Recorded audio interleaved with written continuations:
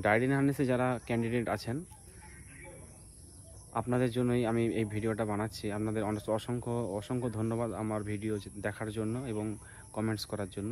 আপনাদের রিকোয়েস্টেই আমি ভিডিওটা বানাচ্ছি। বিশেষ করে আমার অনেক ভিডিও রয়েছে যেখানে আমি পুঙ্খানুপুঙ্খভাবে আলোচনা করার চেষ্টা করেছি যে কীভাবে অ্যাপ্লিকেশান করতে হয় বা কী নিয়ে যেতে হয় আপনাদের যখন কাউন্সিল অফিসে যেতে হবে বা ডাকবে, বা রেকমেন্ডেশন পাওয়ার পর কী নিয়ে যেতে হবে, তো সেগুলো আপনারা দেখে নেবেন। আমি এখন আপনাদের আলোচনা করছি যে যখন আপনাদের ফ্যামিলিতে ডায়েরি ইন হার্নেসের ক্ষেত্রে যারা ধরুন কেউ মারা যদি যান, বাবা হোক মা হোক বা কোনো আত্মীয় পরিজন, তো সেক্ষেত্রে আপনাদের কি করণীয় যতটুকু সংক্ষেপে আপনাদের সাথে আলোচনা করে নিচ্ছি। এক্ষেত্রে আমি জানি আপনাদের মানসিক কন্ডিশন ওই সময়, তো সেটা কাটিয়ে উঠে আপনাদের কিন্তু 6 মাসের মধ্যেই অ্যাপ্লিকেশান করতে হবে। আপনাদের যে পঞ্চায়েত অফিস হোক, কোনো সরকারি গভর্নমেন্ট অফিসের যিনি প্রধান আছেন যেখানে উনি কাজ করতেন, তো সেখানে আপনাদের একটা অ্যাপ্লিকেশান করতে হবে এবং আপনাদের সেখানে ডকুমেন্টস একটা জমা দিতে হবে। আপনার এডুকেশনাল যে কোয়ালিফিকেশান সহ আরও সব কাগজপত্র আছে সেটা আপনারা দেখে নেবেন।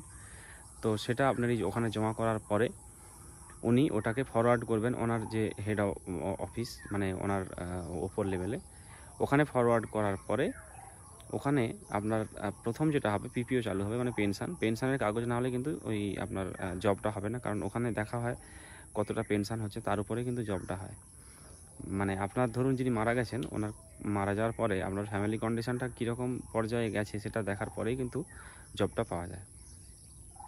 তো আপনি ওখানে আমি একটা স্কুল নিয়ে আলোচনা করে নিচ্ছি। ধরুন স্কুলের ক্ষেত্রে কী হয়, একটা প্রধানকে আপনি অ্যাপ্লিকেশানটা দিলেন, উনি ডিআই অফিসে ওটা ফরওয়ার্ড করলেন। ডিআই অফিসে আপনার পিপিও চালু হওয়ার পরে আপনার ওখান থেকে ওই অ্যাপ্লিকেশানটা কোথায় যাবে, আপনার ওখান থেকে যাবে রিজিওনাল অফিসে আপনার কাউন্সিলিং হবে। কাউন্সিলিং হওয়ার পরে আপনি স্কুল চয়েস করলেন, ওখানে আপনার যা ডকুমেন্টস নিয়ে গেলেন।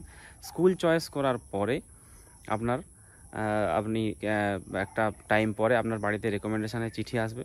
চিঠিটা আসার পরে আপনার কিন্তু কলকাতা যেখান থেকে আগে যেমন স্কুলে অ্যাপয়েন্টমেন্ট দেওয়া হতো, এখন তো চালু হয়েছে যে সরকারি গভর্নমেন্ট অফিস থেকে দেওয়া হবে।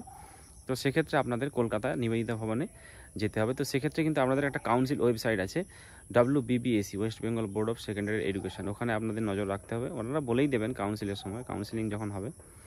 তো সেখানে আপনারা যাবেন, আপনাদের যে ডকুমেন্টস ওখানে লেখাই থাকবে কী কী ডকুমেন্টস নিয়ে যেতে হবে। আমার অনেক রকম ভিডিও রয়েছে, দেখবেন ওখানে আমি নাম সহ দিয়েছি যে কী কী ডকুমেন্টস নিয়ে যেতে হবে।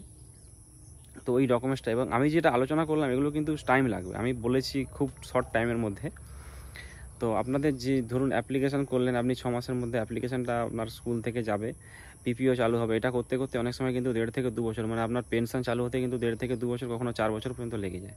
তো পেনশন চালু হওয়ার পরে আপনার যে অ্যাপ্লিকেশান, যে আপনি জবটা করার জন্য যে অ্যাপ্লিকেশানটা করেছেন পাওয়ার জন্য, সেই অ্যাপ্লিকেশানটা কিন্তু আপনার ফরওয়ার্ড হওয়ার জন্য এখানে আবার 1 থেকে 2 বছর কাউন্সিলিং হবে। এই করে মোটামুটি আপনার অনেকের ক্ষেত্রে 5 বছর। তো মিনিমাম আমার 2 বছর থেকে 4 বছর মিনিমাম টাইম লাগে জবটা পাওয়ার জন্য। তো আপনার যাদের ক্ষেত্রে রেকমেন্ডেশান আপনারা পেয়ে গেছেন, রেকমেন্ডেশান লেটারটা আপনারা পাওয়ার পরে আপনারা কিন্তু কাউন্সিলের ওয়েবসাইট, মানে West Bengal board of secondary এডুকেশনের ওয়েবসাইটটা লক্ষ্য রাখবেন। আর একটা তথ্য দিয়ে রাখি, রিসেন্টলি অনেকেই রেকমেন্ডেশান লেটার পেয়েছেন কিছু কিছু জায়গায়। সবাই পাবেন আস্তে আস্তে, একটু ধৈর্য ধরুন, কারণ দেওয়া শুরু হয়েছে মানে আস্তে আস্তে সবাই পেয়ে যাবেন রেকমেন্ডেশান লেটার। তো অধৈর্য হওয়ার কিছুই নেই, আপনারা ধৈর্য রাখুন এবং টুকটাক আপনাদের হাতের যা কাজ আছে সেগুলো করুন, বা পাশাপাশি যে কাজকর্ম করুন, পড়াশুনো হোক বা যাই হোক করুন। কারণ বসে থাকলে আপনাদের মানসিক অবস্থা আরও খারাপের দিকে যাবে। তো যাই হোক, ভালো থাকুন, যতটা পারলাম আমি আপনাদের সাহায্য করলাম, ভালো থাকবেন।